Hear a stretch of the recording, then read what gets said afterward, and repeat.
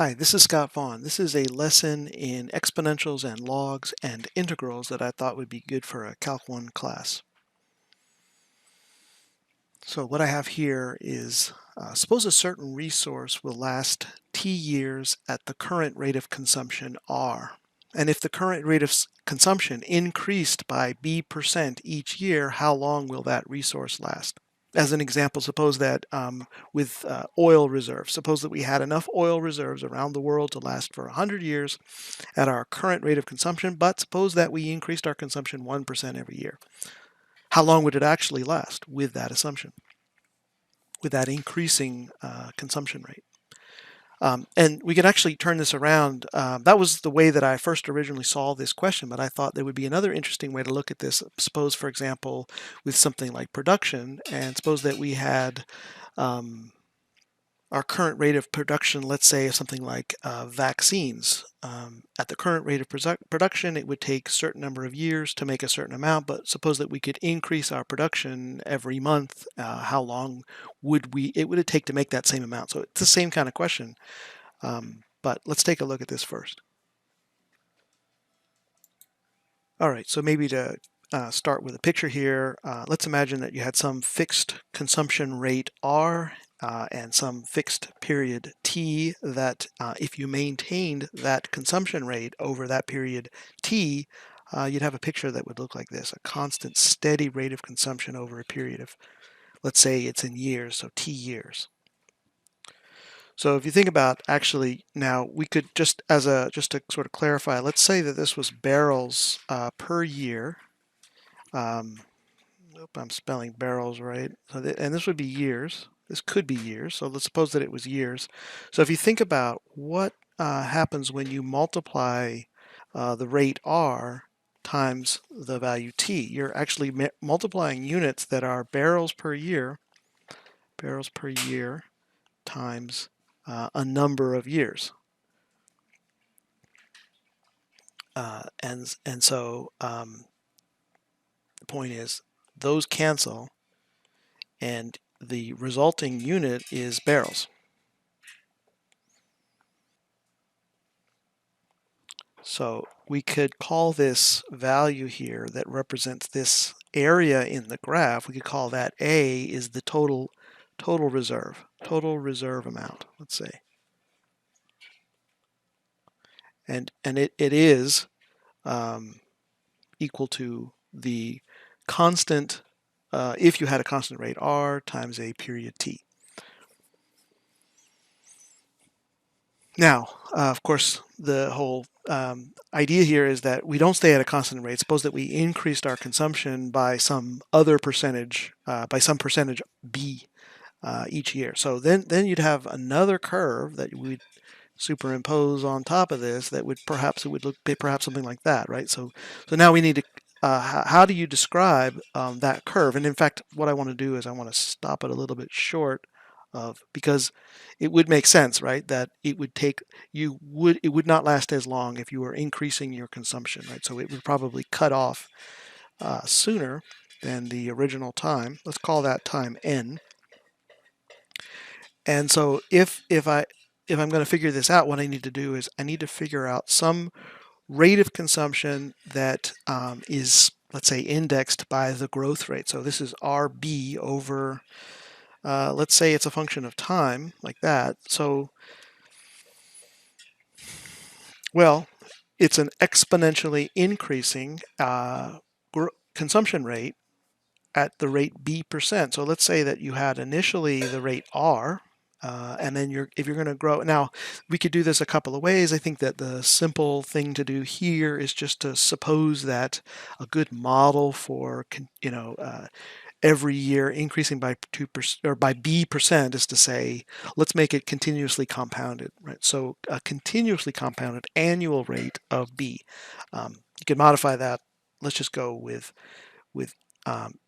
an exponential continuous compounding. What that means is that I'm going to take the number B, I'm going to divide it by 100 because I actually said B%. So B is, if it was like 5% a year, then this would be 5 over 100 as a number that goes into the function. And of course that has to be multiplied by the time. And yeah, so that is my function that would follow this kind of path, and it would be at some point n when your total area under the curve RB is equal to A, right? And that's the connection to calculus right there, is that area under the curve, when the curve is not straight, is a perfect application of the integral. In fact, let me just make this little transition from pre-calc to calc by just saying that, if you didn't have the tools of calculus, you could just imagine each year looking at what the rate would be in that year. Suppose for a moment that we are like in year 1 and we just looked at that year and it had only gone up a little bit, and we just multiplied the length of 1 year times the rate at which we were consuming that year. We would have a little rectangle there that would represent the total consumption for that year. And then in the following year, let's say it's year 2, we might have a slightly higher, we would have, given by the rate of growth B, a higher consumption rate, which we could multiply by 1 year to get the total consumed in that year, and that would be another rectangle that's a little bit taller. And this would be a good approximation if you continued that for each year, looking at each year, and then the corresponding rate that year, and then you imagine multiplying by 1 year and finding the amount that was consumed in that year. That would be the pre-calc. Now, calculus is just going to say, well, just make those increments of time smaller and smaller and smaller until we are finally looking at the limit of infinitely thin rectangles that are continually added, and we find the area under that curve. Integrating really means adding together, putting together. All right, so now, of course, the calculus is that we are looking at this S for the summation from the time 0 to some unknown time n, where the area under that curve, and that curve now is this curve given by this function. So that's REB divided by 100t, and I'm integrating with respect to time. And I want to know when is that equal to the total amount consumed, which is given by this value A, which is actually just R times T, where R was that original initial consumption rate. Well, it is a basic property of integrals that you might recognize, that you could factor out that constant R there. So I will do that first, just to focus on this one important simplification that we can take. It didn't really matter what that initial rate was. We can divide it from both sides of this equation. Whatever the initial rate was won't matter. It's all about the B value and the T value here. Basically how long you have for this resource and what your growth rate in your consumption is, given by B. So now proceeding with some calculus. What do we need here? We need an antiderivative for this function. So an antiderivative for the exponential, those are pretty easy, right? It's just that same function, but now we'll have a chain rule if we did a derivative, so we need to compensate for the chain rule. So the chain rule would have produced an extra factor of b over 100. So what we need to do here is divide by that, which means that I can sort of shortcut it by just multiplying by the reciprocal. Now, if you think through just for a moment here, what would happen if you did the derivative? You would get that function once again. You would get b over 100 by the chain rule, b over 100. And then because I put this guy here, that chain rule factor cancels, and we would be back to this, right? So that's my antiderivative, and then I plug in the bounds, 0 and n, and I want this to equal to some fixed parameter t. Well, fundamental theorem of calculus is you plug in the bounds, so let's do that. As a matter of fact, you could even multiply both sides by that b over 100. Why don't we do that? So this is b over 100, 0 to n. This would be b over 100 here, t, right? So if, for example, it was 3% growth every year, then you would actually get a 0.03 as a result of that. So you didn't have to. I could have left it there and just put it, factored it out. But since I could factor it out, I'll just flip it on the other side. This will be e to the, whoops, I lost the factor of t in there, didn't I? I lost the factor of t because I have to plug in, right? This is my antiderivative, this whole thing. And I'm going to plug in n. So this is e b over 100 with n plugged in minus e b over 100 with 0 plugged in equals to this number b over 100 times t.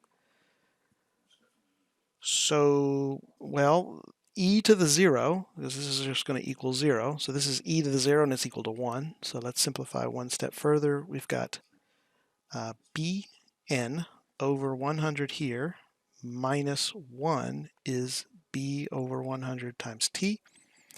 Now, what keeps me going with something like this? You got to remember what really is my question. What am I looking for? I'm actually looking for that time n, where the total resource is consumed, and so I'm solving for n. Right? So if I'm solving for n, I want to isolate n, and this will be a place where we can use the log function. Right? So because it's in the exponent, I'm solving for a variable there, n, that's in the exponent. So let's write e power bn over 100 equals, let's say, b over 100 times t plus 1. That way, when I isolate the exponential, now I can use the inverse of the exponential, which is the log function.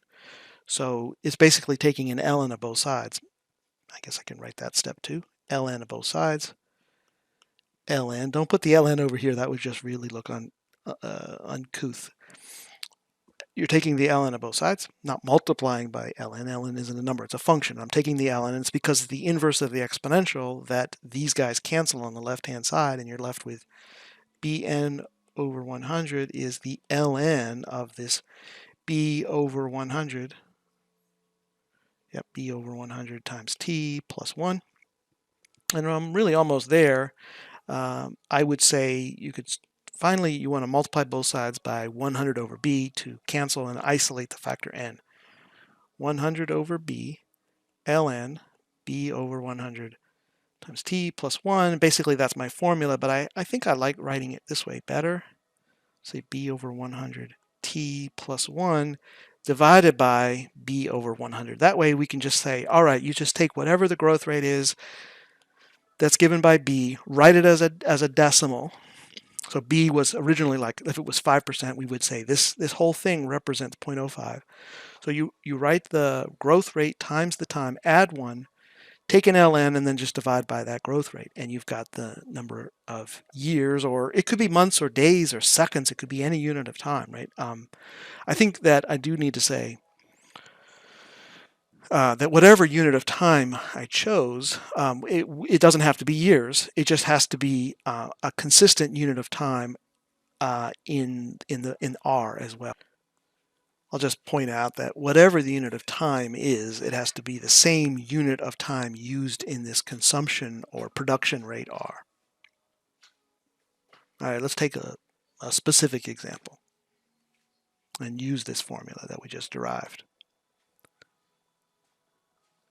Okay, so a couple of examples using that formula. Number 1, suppose at the current rate, oil reserves will last for 100 years. If the consumption increased 2% each year, I'll take this to be continuously compounded 2%. How long would the reserves last?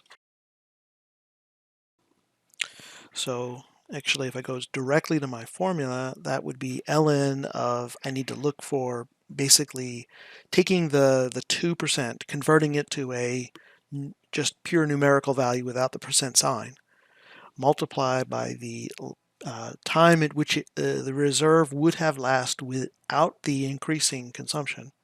So that's t, plus 1, and then take everything, just divide by that growth in the consumption. So in this case, ln of, 2%, the b is 2, so maybe I'll just make a note of this here. We're looking at a t equal 100 and b equal 2, right? So I'm going to use 0.02, right? So 2% is 0.02, right? So this is an easy to mess up little detail, so be careful about how that figures into this formula, but it's 0.02 with a 100 plugged in, because it's 2% times 100 years plus 1 divided by that same, well, divided by 0.02. So it's really ln of, in this case, 0.02 times 100, that's 2. So this is actually the ln of 3 over 0.02, and we could use the calculator. Ln 3 divided by 0.02. It's about 55. So let's say 54.9, about 55 years. So that was just a 2% increase each year. Admittedly 55 years of 2% increase, but you could have some years that are less than 2% and some years that are more, but if it averaged 2%, you are pretty much going to end up with the same result. It would only last about half as long as it would have otherwise lasted at the original rate, with a 2% increase in 2% compounded increase. You just about cut it in half. I created a Desmos graph to illustrate this. Maybe this is a chance to just jump over and look at that. So yeah, this is actually, in fact, the exact same numbers already built in here. 100-year period at the current rate. I used a capital R in the graph here.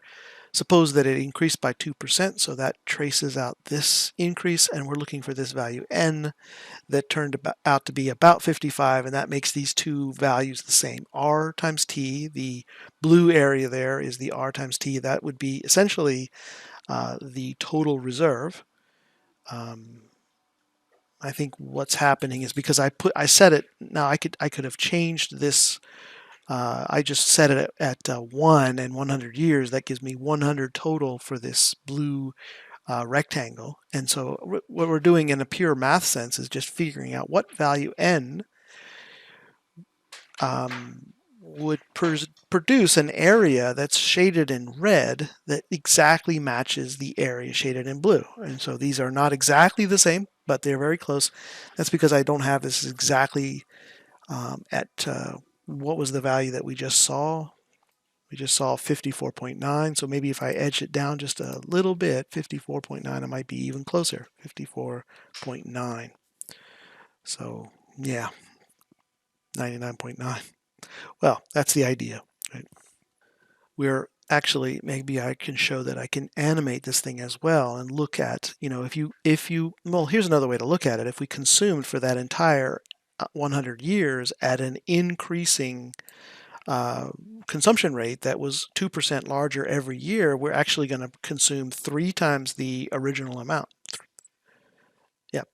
Whereas we would have otherwise consumed 100 units of resource, we would consume over 3 times that, 319 roughly. Okay, so now to turn the question around the other way and look at production rather than consumption, let's take a second example. Suppose it would take 36 months to vaccinate the entire world at the current rate. I suppose this could increase by 2% each month. So you see I have the same unit of time in my growth rate and the time that I'm measuring the full amount of production. How long would it take with this increasing production rate? So it would take 36 months at our current rate to vaccinate everybody, but we could increase that 2% every month. How long would it take then? Right? So this is just now a simple calculation with this formula. The formula that I'm using is an ln of the growing rate, written as a number without the percent sign, times the time, plus 1, divided by that growth rate. In this case, growth rate in production. So this will be the ln of, well, once again, let me write down what are those numbers I'm plugging in. We've got a t of 36, we've got a b equal to 2. And so in the formula, I'm going to write really 2 over 100 times 36 plus 1 divided by that 2 over 100. So the time is the natural log of, you could say, just convert it to a decimal, 0.02 times 36 plus 1, and then just divide by that growth rate, 0.02. That's 2% per month with 36 months at the current rate. So how long would it take? So we're going to go to natural log 0.02 times 36 plus 1, and then divide the whole thing by 0.02. And it's 27. So 27 is the answer, 27 months. So now, still kind of a long time. Relative to the 36 originally, that's about 9 months sooner. I think the most dramatic results in this example occur when we look at particularly long periods of time, and the effect of compounding is really more dramatic when the period is longer. But it's also, this was just an interesting example to see how something that didn't look related can certainly be related with this idea. Maybe just one more time looking at the graph to see the see it kind of visually there. So see it graphically. So let's see if we can set our time now. I want to make this the fixed time at 36, and I had I had 2% again as the, and so this what I'm looking for is when, basically, let's see, what's the n value, so that area, the total production given by the red region, the total amount of vaccines produced or delivered, matches the amount at the given rate for 36 months. So I'm just trying to get those two numbers, those two areas to match. So I'm looking for 36 for by increasing this, actually decreasing it. No, there, roughly, about 27 months. So that's the idea. I'm looking for trying to make the area under this growing production curve equal the area under this constant production curve.